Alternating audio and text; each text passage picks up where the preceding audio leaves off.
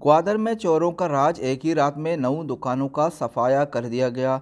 नामालूम चोर ने एक ही रात में जन्नत बाजार में 9 दुकानों के ताले और शटर तोड़कर कैश रकम, परफ्यूम समेत दीगर कीमती अशिया चोरी करके ले गए। गुज़िश्ता शब भी इसी मार्केट के 2 दुकानों में नकबजनी करके दुकानों का सफाया कर दिया था। दुकानदारों का कहना है कि ग्वादर पुलिस चोरों को पकड़ने में बुरी तरह नाकाम हो चुकी है।